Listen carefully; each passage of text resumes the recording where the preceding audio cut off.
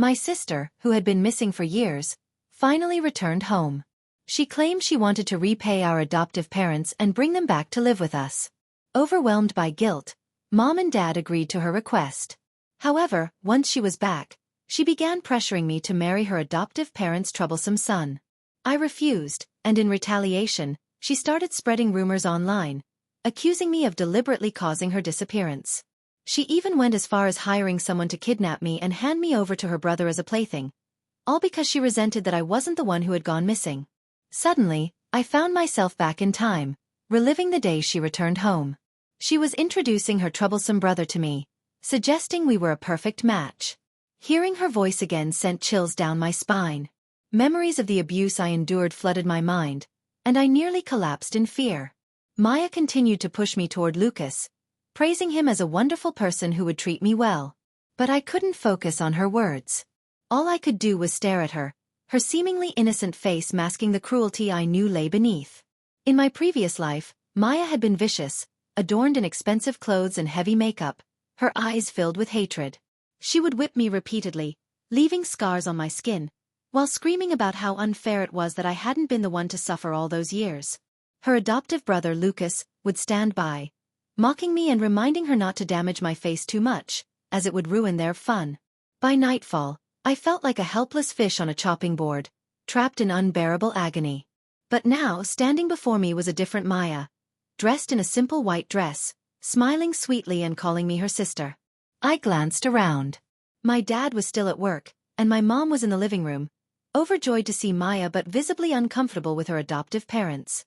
Maya's adoptive parents stood smugly in the room, their eyes filled with greed, while Lucas leaned against the doorframe, engrossed in his phone, his oily demeanor making me nauseous. At that moment, I realized I had been reborn. Returned to the day Maya brought her adoptive family home, the day my nightmare began. Just like before, she was eager to set me up with Lucas. In my past life, I had tried to keep the peace for my mother's sake, but this time, I wouldn't let family ties cloud my judgment. I looked directly at Maya and retorted, "If he's so great, why don't you marry him yourself?" Maya was stunned, clearly not expecting my defiance. She bit her lip, tears welling up in her eyes, and said, "Sister, I'm only doing this for your own good." She then turned to her adoptive parents, hoping they would intimidate me into submission. They exchanged glances and approached me, scrutinizing me from head to toe. Lucas's mother even tried to pinch my butt, claiming that women with larger hips were better for childbearing. In my previous life, her pinch had left a bruise, and she had looked at me with disdain, as if I were unworthy of her son. Lucas's father chimed in, saying that if I couldn't bear a son, I wouldn't be allowed to marry into their family. They spoke as if my fate were already decided, completely detached from reality. Lucas's mother then kicked a suitcase toward me, demanding I carry it upstairs as if I were already her daughter-in-law. This enraged my mother, who had never allowed me to be treated so poorly. In my past life, my mom had wanted to throw them out immediately. Despite being Maya's adoptive parents, they had treated her horribly, treating her more like a purchased child bride than a daughter. They often beat and scolded her, and if not for Maya's pleas, my parents would have called the police. Yet, here they were, trying to impose their will on our family. Seeing my mother's anger, Maya quickly stepped in to mediate, claiming that Lucas's parents were just straightforward people who liked me and wanted me as their daughter-in-law. She then began recounting the tragic story of how she had gone missing at the age of 7, hoping to sway my mother's emotions. That day, our family went to the mall, and she was crying and making a fuss over the toy in my hands, even though our parents had already bought her a set. She kept whining and sulking all the way home. Then, in the middle of the night, she sneaked into my room to take my toys, intending to throw them in the trash downstairs. But she ended up being kidnapped by a human trafficker and went missing from that day on. My parents searched for her for over a decade, feeling guilty about her disappearance and thinking only of how to make it up to her once she was found. Finally, they found her, so even when she said some ridiculous things, my mom wouldn't scold her. Not even a harsh word. Looking at her cry while recounting her past made my mom feel even more guilty. Just as she was getting angry with Lucas's parents, she had to suppress her emotions. The guilt she felt for Maya would lead her to keep compromising until she saw Maya's true face. So this time, when Lucas's mother was about to come at me again, I quickly sidestepped and kicked the small suitcase by my feet. Lucas's mother was caught off guard and tripped over the suitcase, falling flat on her back. She landed with a thud. Ow, my bad, Lucas's mother gasped in pain, sitting on the ground and pointing at me. What's wrong with you, girl? Why did you dodge? You made me fall. Why don't you hurry up and help me? Her commanding tone was a reminder of how many times I had heard it before, but because of Maya, I had endured it every single time. You girl with an attitude like that, you'd better be trained properly when you marry into our family. Lucas's father shot me a disdainful look and spat at me. Maya chimed in quickly, helping Lucas's mother up from the ground and began to blame me. Sister, what are you doing? Look at the mess you've caused, making Lucas's mother fall. Hurry up and apologize, or they won't want you as their daughter-in-law. This made me want to laugh. Apparently, in her eyes, becoming Lucas's wife was something I should be begging for. So I blocked my mom, who was about to explode, and kicked Lucas's father's suitcase first, making it thud loudly as it fell to the ground with a huge dent in it. Are you all still dreaming, or are you really that shameless? What kind of family do you think you are, trying to get ideas about me? My parents might tolerate them multiple times because of Maya, but I owed them nothing. Naturally, I didn't need to put on a friendly face. Lucas's father and mother clearly didn't expect me to explode at them. I glared at them fiercely, with an impulse to eat them alive. They were paper tigers, using their favor with Maya to bully me, but if it came to a breaking point, they wouldn't dare to say a word. They averted their gaze to Maya, glaring at her several times, showing their cowardice. Maya trembled in fear, then she turned her gaze back to me, beginning to scold me. Sister, I really am doing this for your own good. If you don't want to, that's fine, but why do you have to be so fierce? Maya looked incredibly grieved. Her eyes were red, and she looked like she was about to cry. She said to my mom, Mom, I'm really doing this for my sister, but it seems like she's angry. I really didn't mean it. It was so excessive that I didn't even let her finish her sentence. I grabbed her arm and shoved her hard towards Lucas. She wasn't prepared. She stumbled directly into Lucas's arms. Lucas was enjoying his game when Maya suddenly crashed into him, causing his phone to fall to the ground, and he cursed loudly, shoving Maya away. Get away from me! Maya cried. Her head hit the door, leaving a large red swollen spot on her forehead. At this moment, she was leaning against her mother, sobbing. Does my sister not like me, Mom? Should I not have come back? Then I can just leave. As she spoke, she sniffed, playing the role of the little white flower with great skill, making her mother feel heartbroken. Her mother glanced at me and slightly shook her head, signaling me not to continue arguing with Maya. I ignored her and continued to stare at Maya. This is how you acted when you were little, and you're still like this now. Don't you have any idea how I feel about you? Just take a good look in the mirror. What is there about you that I should like? Perhaps she didn't expect me to say such things. Maya's eyes widened in disbelief. There was a hint of incredulity in her gaze. After all, in my previous life, before I realized the things she had done, I truly loved the sister. No matter how mischievous she was when we were little, I never thought of severing our sisterly bond. She was still my dearest sister in my heart. Only later did I realize that my genuine affection had been thrown to the dogs. In my previous life, I poured my heart into being a good sister, thinking that since I had finally found her, I should treat her well and even better to make up for the grievances she had suffered over the years. But I never expected that Maya had been resenting me from the very beginning. She resented the fact that I grew up basking in our parents' love while she was kidnapped by human traffickers, sold into the mountains to be someone's child bride, and suffered immense bullying. She hated me, even though none of this was my fault. That's why she constantly tried to matchmake me and Lucas. She knew that the Lucas family was a pit of fire. Lucas's parents favored sons over daughters, and Lucas dropped out of school at a young age, spending his days playing video games or learning to fight with a stick, having been to the police station countless times. He was the notorious bad example in the area. Marrying me to such a person meant that I would be grounded down by their family, falling from the clouds and stepping into the mud, experiencing all the suffering she had once endured. That was the pain Maya wanted to force upon me. But by the time I realized it, it was already too late. I hadn't even had a chance to resist. I was kidnapped and thrown into the countryside, my hands and feet broken, my tongue pulled out, left to lie in bed and endure the endless torment and abuse from Maya and Lucas. But in this rebirth, I would still give her my all. I would send them all to hell with my sincerity. Sister, I'm really doing this for your own good. Why do you always have such hostility towards me? She spoke softly, her voice trembling with tears, looking utterly wronged. I shot back her own words. Didn't you say Lucas was good? You two grew up together, knowing each other well. Wouldn't it be a match made in heaven? Maya's tears fell even more profusely. I sneered. Do you really think marrying Lucas is a bad idea? As soon as I said this, Lucas's parents shifted their expressions, and even Lucas displayed a hint of malice. From my memories of my past life, I recalled that Maya had always been terrified of Lucas's parents. There were times when Lucas, unhappy and drunk, would come home and take his anger out on her. She despised him, but more than that, she was afraid of him. Even when my parents eventually found her, she remained deeply fearful of them, harboring all her resentment toward me.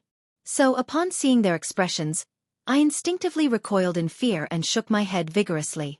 I didn't mean that. Lucas glanced at my mom, disregarding her entirely, and even reached out to pat Maya's head, his tone dripping with disdain. Brother has cared for you a lot over the years. Don't be an ungrateful wolf. Maya bit her lip. Not only was she scared of Lucas's advances, but there was also a barely concealed hatred in her gaze directed at me. Sister, I've suffered so much over the years. Why do you keep bullying me? Tears streamed down her face, and she looked utterly heartbroken, nearly breaking our parents' hearts. Sienna, your sister just got home. You should say less. What matters most is that the family is reunited, Mom sighed, always more biased on such occasions. Maya immediately became smug but quickly reverted to her innocent act. She approached me slowly, took my hand, and sweetly said, Sister, I promise I won't argue with you about anything. Please don't dislike me, okay? Her acting was always so convincing, but after experiencing such profound pain, all I wanted was to tear away her facade. I slowly walked up to Maya, gently wiped away the tears at the corners of her eyes, and lightly patted her face. My silly sister, what nonsense are you talking about? I clearly wanted to send you to hell. After moving all the luggage into the living room, Mom instructed the housekeeper to take their suitcases to the guest room, which was on the first floor. When Maya and I were younger, we lived on the second floor with our parents for convenience. After I turned 18, my parents decided I needed my own space, allowing me to move to the third floor. Now that Maya was back, they arranged her room directly across from mine, insisting that sisters should cultivate their relationship and that they wanted Maya to feel that their love for her was no different from mine, despite the years apart. However, just as my parents had allocated the rooms, Lucas objected. I want to live on the third floor. Switch rooms with me. He said this as if it were the most natural thing in the world, even while stretching out his index finger to pick his nose and wiping what he had taken out directly on the door panel. My mom frowned and glanced at Maya, barely holding back her anger. Lucas's parents nodded in agreement. It's good for the kids to live together. Sienna is much more delicate than Maya and is a better match for my son. If they develop their relationship, it'll be more convenient for them to play together in the evening. Lucas's mother's eyes sparkled with shrewdness, wishing she could shove her son into my room. Maya looked at my mom with her innocent big eyes and began to speak up for her. Good brother. Mom, let my brother stay on the third floor with us. He's a man and can protect me and my sister. My mom seemed troubled but still intended to refuse. Living on the first floor is fine. The third floor is just for you two sisters. Don't let anyone else go up there. Maya lowered her head, her voice muffled, looking very pitiful. But my brother will protect me.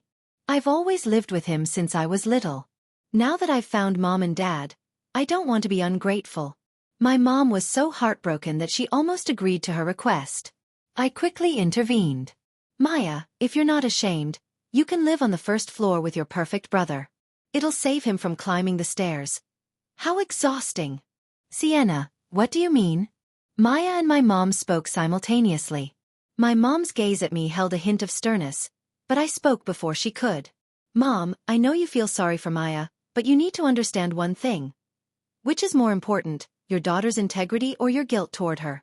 Living with an unrelated adult male, especially with those words from his parents, makes it hard not to raise eyebrows. In the end, my mom, somewhat rational, realized the key issue and shook her head at Maya. You two share a strong sibling bond, and while I won't elaborate further, I can't agree to the three of you living together on the third floor. My mom's voice was firm, showing no interest in Maya's attempts to mediate.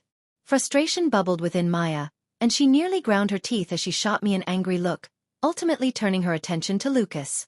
He felt utterly humiliated, having never experienced such shame before. He kicked the door frame in anger and muttered, "Damn it! Do you think I want to live in your house? If you don't, then just leave. You're being ungrateful after taking advantage of us." I retorted, "Your attitude is something else. If only I had been reborn a little earlier, I could have prevented them from moving into my space. But now, it was too late to change that reality. I refused to let them intimidate me in my own home like they did in my past life. Some grievances are meant to be settled, and in this second chance, I was determined to stand my ground. I struggled to sleep that night. Each time I closed my eyes, the nightmares of my previous life haunted me. All I ever wanted was to be a supportive sister, to look after the sibling who had been taken from me for so long. Instead, I ended up despised and even kidnapped, tortured for over a decade. It's clear that human emotions can be unfathomable, even among sisters bound by blood. When it comes to manipulation, it can be chilling. Since she showed no compassion, I wouldn't be soft-hearted either. I vowed to repay every unjust suffering I endured in my past life, piece by piece, fueled by my resentment. With that resolve, I woke up early the next morning. After getting ready, I made my way to the dining room on the first floor for breakfast. There weren't many rules regarding meals at home. We could start eating as soon as everyone was gathered. But it was almost 8 o'clock, and Lucas's father, Lucas's mother, and Lucas were still snoring in their rooms. The housekeeper went to wake them for breakfast but was directly scolded. Lucas even threw a pillow outside the door, muttering about how he had played games all night and not to disturb him. My parents were furious. Maya quickly put on a compliant expression and made excuses for her adoptive parents. Lucas's parents probably didn't get enough rest last night. "Mom and Dad, if you're in a hurry to go to the company, you can eat first. My sister and I can wait a little longer for them. Dad had an important meeting today." So he glanced at the time and didn't say much. After finishing breakfast quickly with Mom, they left home. But before leaving, they told me and Maya, "Don't wait for them, eat your breakfast first." Before I could say anything, Maya immediately shook her head. "I'm younger, so I should wait for the elders to eat together, it's more polite." After saying this, she looked at me, "Sister, you'll wait with me, right? What a big-headed ghost. You can wait if you want, stop playing the moral high ground with me." I turned my back and walked into the dining room. Maya's eyes turned red, and she looked at Mom with teary eyes, trying to get her to decide for her. My mom was already dissatisfied with that family. So, I didn't get Maya's grievances at all. Instead, I just went along with my own words. "Maya, don't wait for them. Who knows when they'll wake up to eat? They're starving, and it's not worth it." Maya's eyes turned red with anger, yet she still pretended to be well-behaved in front of my parents. After sending my parents out, she angrily ran up to me and started lecturing me from a superior position. "Older sister, you grew up beside Mom and Dad. You've never had to worry about food or clothing, so how can you not understand that we should wait for the elders to eat?" I shot her a glance. "If you're sick, go get treated. Don't bark at me." With that, I started drinking my porridge. Just as I took a sip, I felt a gust of wind rush past me. A hand suddenly reached out from beside me and knocked my bowl over. "Eating, eating, eating. Are you starving to death? Don't you know to wait for us to eat together?" Lucas's mother had appeared behind me without my noticing. She glared at me, as if she wanted to swallow me whole. Lucas's father nodded repeatedly and then plopped himself down in my dad's seat. "There's still a need for discipline. The way you act like a spoiled princess is fine in front of outsiders, but you'll have to serve my son well in the future. Not even knowing to wait for us at mealtime, don't you have any manners?" The two of them were practically treating this place as their own home. Seeing that someone was backing her up, Maya straightened her back as if suddenly filled with confidence. "Exactly, older sister. If you don't understand these manners, you won't find a husband in the future." I looked at the expressions on the faces of the three of them. The more I looked, the more disgusted I felt. So, in a flash, I raised my hand and smashed the bowl in front of Lucas's father. The shards flew across his cheek, leaving a cut. The person who had just been so arrogant was instantly scared stiff like a quail. Sit, sit, sit. Is this your place to sit? After living for decades, do you have no common sense? As a guest, you should have the awareness of a guest. If not, get out of here. After scolding Lucas's father, I turned around and slapped Lucas's mother. Who do you think you are? Acting like an elder in my home. How shameless can you be? After all these years, is your only asset being shameless? And you broke my bowl. This set of tableware is quite expensive. I'll tell you now, you better compensate me, or I won't hesitate to call the police. She stood there, stunned, holding her face, probably not expecting that I would show such a fierce side. I finished my words before she even reacted. I simply turned and grabbed Maya by the collar. All day long, you just talk about marriage. Are you going to die if you don't get married? If you hate being single so much, who's stopping you from finding a man? Go find one now, since you've been shameless for quite some time. I caught her off guard, and Maya was startled. I scolded her relentlessly. With no parents around, she dropped her pretentious facade, glaring at me with nothing but hatred and jealousy in her eyes. Sienna, you little brat. What are you going crazy about? You actually dared to hit me. If I don't discipline you well, how can I face our ancestors? Lucas's mother was the first to react, looking at me with anger in her eyes. She reached out as if to grab me, but I was holding a shard of porcelain, pointing the sharp edge at her, so she didn't dare to approach recklessly. She could only curse at me verbally. Lucas's father still had blood flowing down his cheek. Having lived a weak life, always listening to Lucas's mother, he merely stood there in silence, watching me. As for Maya, she seemed to have a bit of a breakdown and rushed over to hit me. By then, my parents had gone to work, and Lucas's parents had gone to the mall, leaving only me, Lucas, and Maya, who had just opened the door to see the commotion. Lucas screamed in pain. I had specifically chosen a pair of thin high heels for him. Maya watched helplessly as I kicked him again and again until he collapsed onto the floor, then ran over to help him up. Then she started blaming me. Sienna, as a girl, how can you be so rude? Lucas, you are our older brother. What you're doing is wrong. How funny. What kind of older brother? If you want him to be your boyfriend, I don't mind. If you want to play around, I can even watch. I don't have that kind of brother. Disgusting. I slammed the door shut. In that instant, I saw the hatred on Maya's face begin to twist gradually. Good. If I don't push her, how can I personally send her to hell? When my parents come back, I'll directly tell them what happened and make it clear, if you don't want any more incidents at home, you must make Lucas's family leave. My mom hesitated, but what about Maya? Is her tears more important, or are the purity of your two daughters more important? I interrupted her, but she still seemed indecisive. That's fine, I would just push a little harder. But that night, Lucas came back after drinking outside and actually came straight to my room.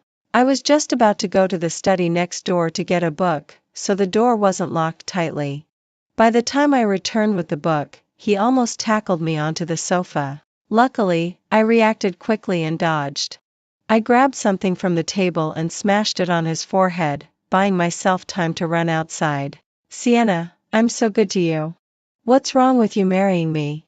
I promise that if you follow me and give me 2 sons, I will treat you wholeheartedly. He's crazy. I ran out, and he kept chasing after me. He tried to grab my clothes, while his own clothes were nearly stripped off, leaving only his boxers, truly an eyesore. It wasn't until my parents discovered us and called the police. This time, Lucas's family was all kicked out.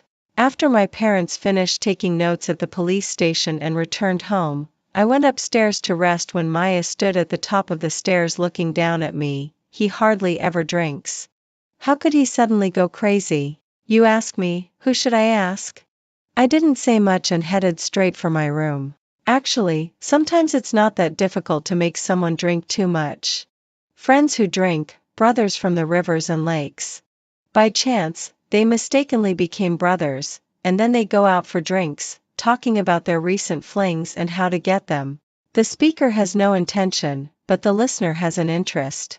It's quite a natural progression. She stood behind me. Sienna, do you really think you've won?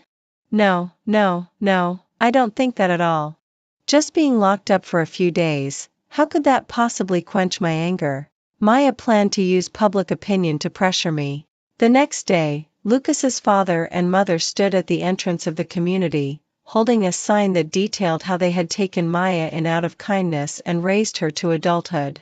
They claimed that when it came time for recognition, my parents had promised to marry me off to Lucas as a way to repay their family for raising my sister. They spoke with great conviction. If it weren't for this agreement, how could we have possibly moved into the Sienna family? Exactly. My son is so handsome and talented. If the Sienna family hadn't been saying they wanted to repay us by marrying their daughter to us, I wouldn't have had the audacity to come here. Now, here we are. We thought we would wait for the two kids to get married, but now it seems the Sienna family looks down on my son and wants to kick us out. The two elderly people were crying and lamenting. Many clueless onlookers, not having seen Lucas, were starting to believe them. The Sienna family is heartless. They've helped raise their daughter for so many years. They promised to marry off a daughter, now they probably think we're poor and want to break the engagement. Breaking off the engagement is one thing. How could they kick two elderly people out without considering how far they traveled to get here? They should at least give us some compensation. More and more unpalatable remarks were circulating among the neighbors. Sister, are you going to go out and clarify this? Maya asked with a smile. But if you clarify, everyone will know that you almost got into a situation with him.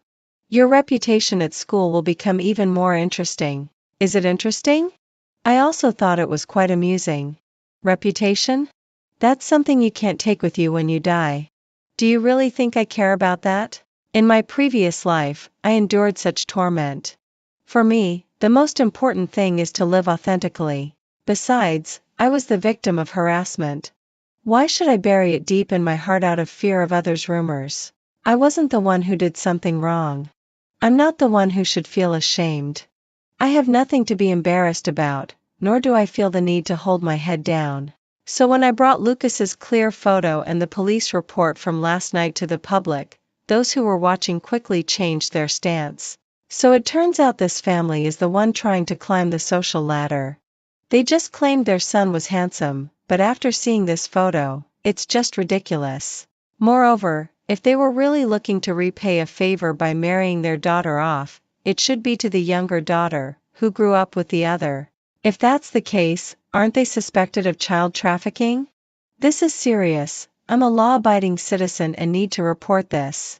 The earlier public opinion had favored them, but now everyone was discussing whether their family had committed a crime and pulling out their phones to call the police. Seeing this, Lucas's father and mother shot me a resentful glare and prepared to flee. Before they left, I said to them, "Whose idea was this? It's clear you wanted to land yourselves in jail. What a malicious intent." Lucas's mother was about to curse me, but the words suddenly died on her lips. Her gaze drifted off, looking towards my family's villa, with a deep-seated hatred in her eyes. Inciting discord? Sorry, I can do that too. Maya wanted to continue dealing with me. So when news spread online claiming that I had intentionally abandoned my sister, I knew she had firmly decided to ruin me.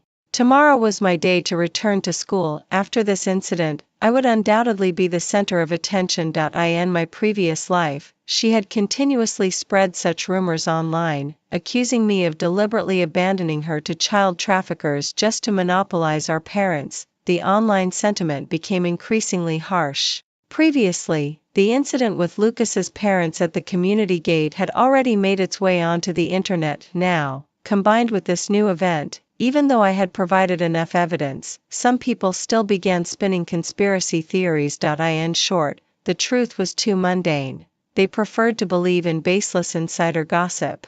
Like in my previous life, my counselor called me, asking me to return to school early tomorrow morning. The next day, on my way back to school, I was kidnapped. After I finished the call with my counselor, Maya was sitting next to me, watching with glee. She was sitting close by, continuously scrolling through posts on her phone. Some of the comments were quite intense, all cursing me for being so manipulative at a young age. My parents looked worriedly at the posts, even as the involved party trying to clarify things. They were merely seen as protecting me.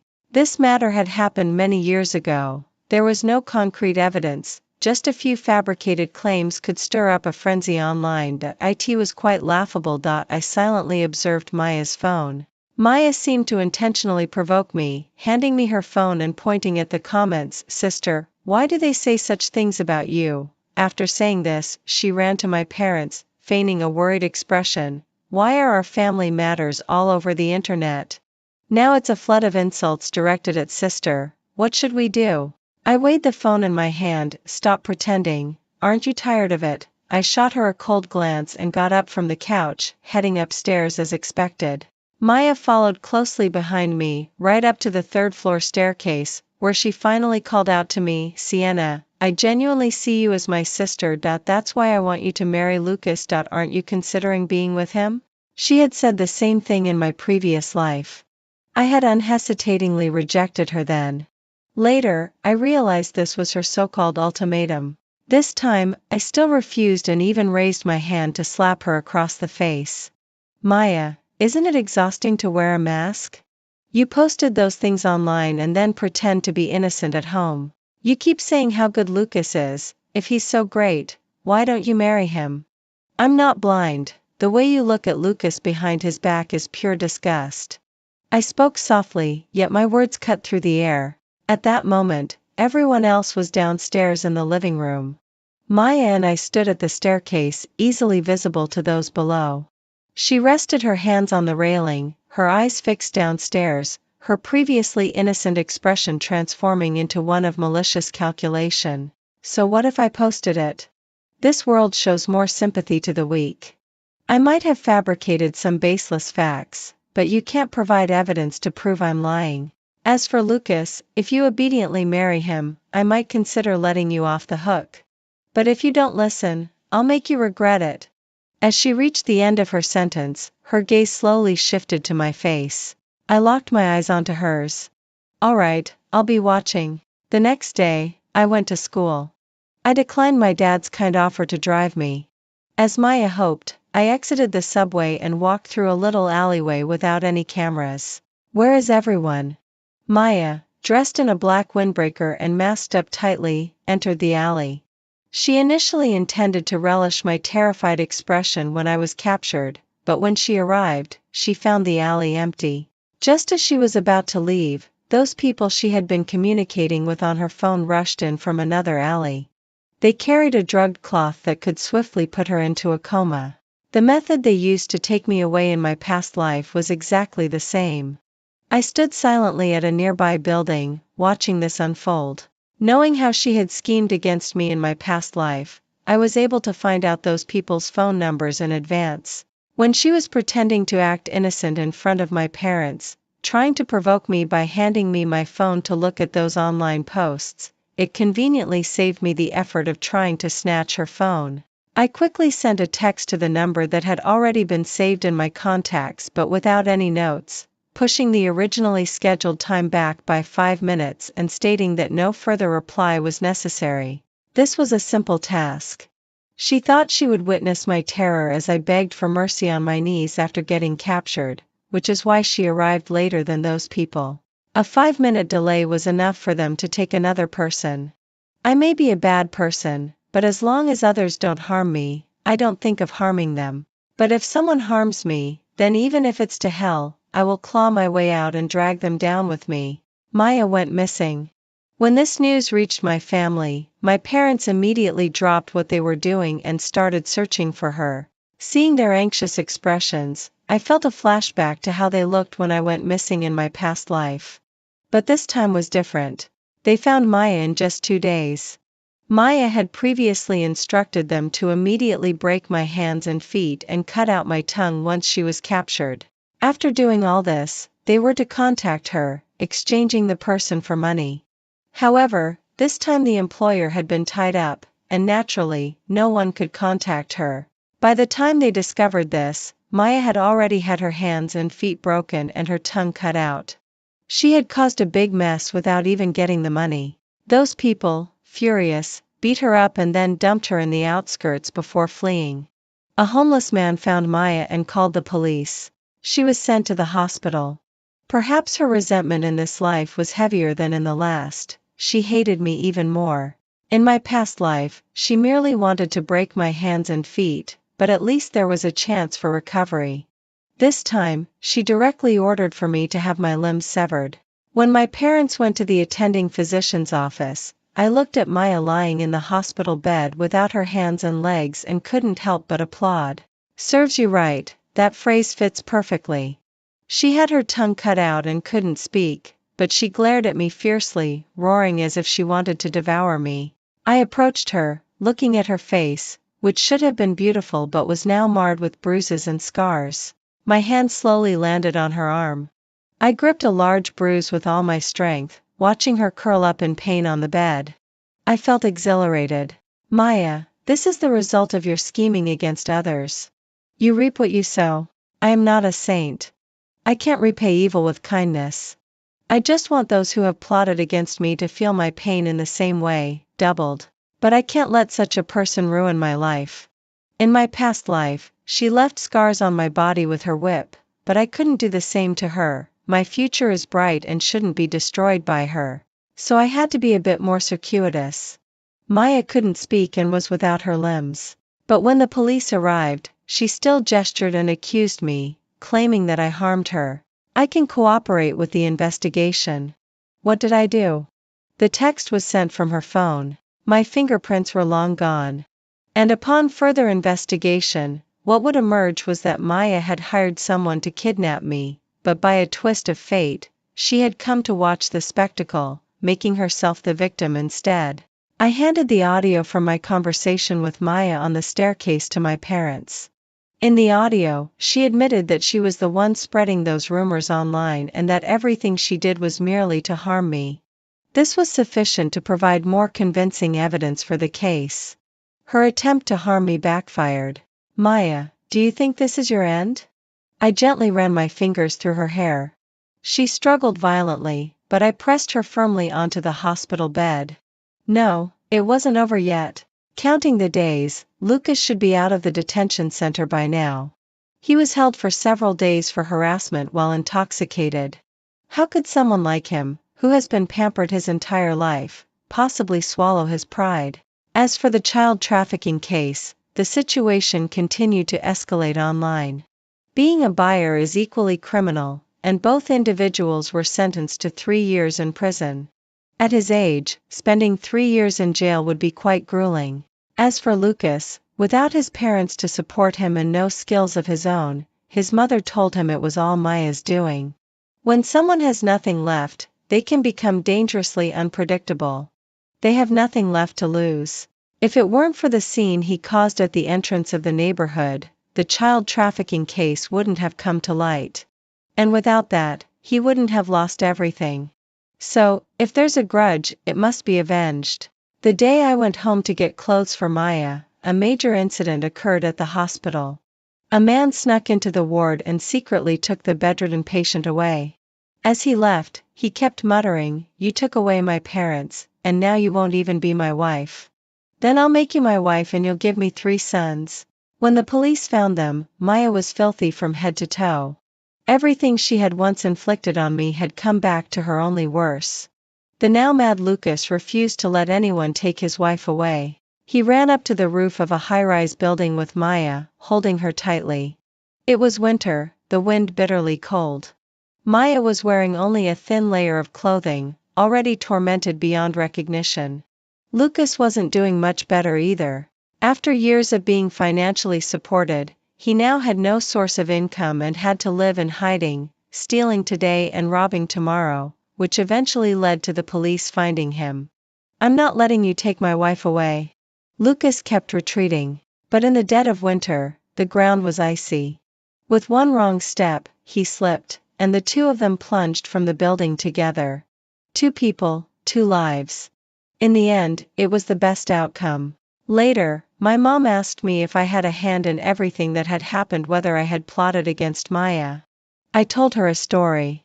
A story about a girl who loved her sister but was betrayed, living through years of darkness and misery. Every day, she prayed that if she ever had the chance, she would seek revenge. I asked her, if you were that girl, would you choose to repay evil with kindness? My mom smiled through her tears, but they're sisters. Sisters, they were nothing more than two enemies who shared the same blood. Later, I graduated successfully. Perhaps, in some parallel universe, I was meant to be locked in that small, dark room, enduring a fate worse than death, but in this reality, those who tried to threaten my life had all become mere graves, their downfall a result of their own misdeeds, and I can now go anywhere in the world I wish to. This time, I can live a long, full life.